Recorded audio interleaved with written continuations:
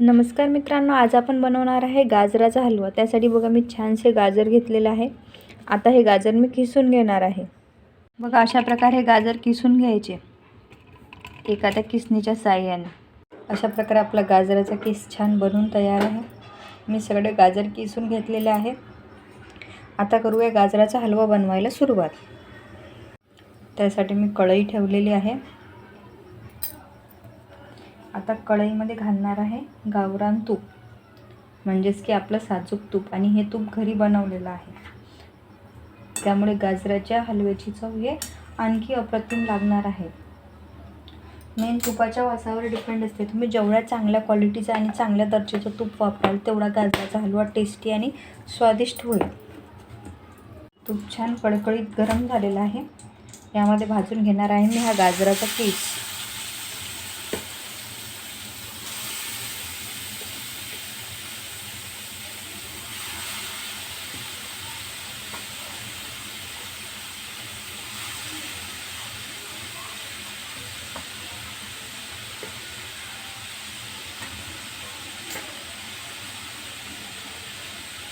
या गाजराच्या हलव्यामध्ये आपण खवा बिलकुलही वापरणार नाही आहे, पण खवा न वापरता एवढा अप्रतिम चवीचा गाजराचा हलवा बनणार आहे। तुम्ही एक वेळा नक्की ट्राय करून बघाल तुमच्या इथे।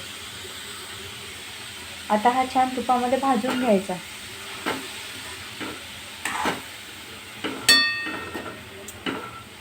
छान कलर चेंज होईपर्यंत गाजराचा हलवा तुपामध्ये भाजून घ्यायचा।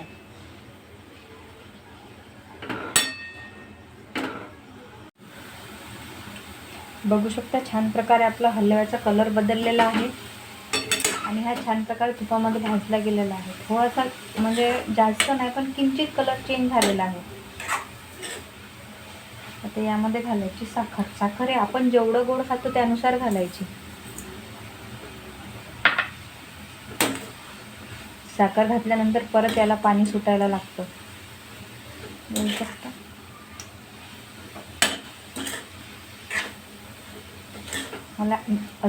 मला असं वाटतं ही साखर कमी पडली आहे, म्हणून मी आणखी थोडी घालणार आहे।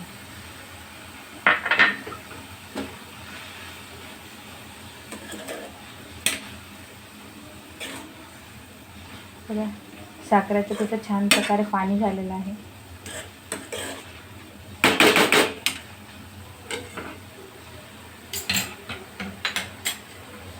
बघा कसं छान प्रकारे शिजत आहे तो साईडनी। आता याच वेळेस यामध्ये घालायचं 1 कप दूध। आपण मावा वापरत नाही आहे ना, तर त्या जागी आपण वापरणार आहे 1 कप दूध। यामध्ये टाकते मी आता हे 1 कप दूध।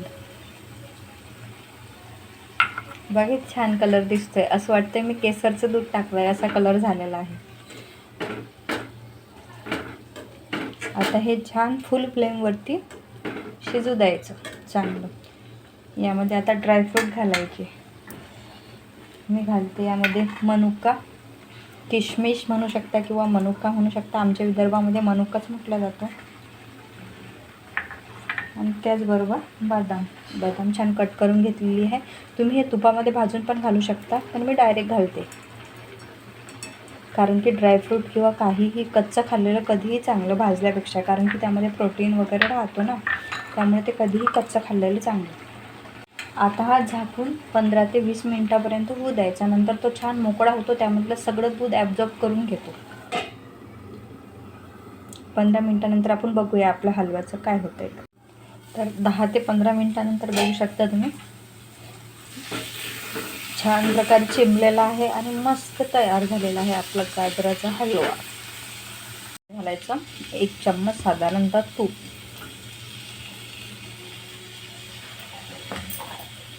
आणि छान मस्त गरमागरम खायला घ्यायचा आपला गाजराचा हलवा।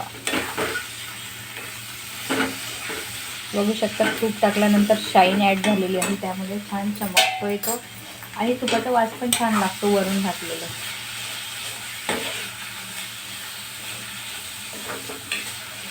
आता छान खायला घ्यायचा। प्रकारे आपला गाजराचा हलवा बनून तयार आहे। बघू शकता किती छान दिसतोय। तुम्हाला जर रेसिपी आवडली असेल तर नक्की तुम्ही ट्राय करून बघा.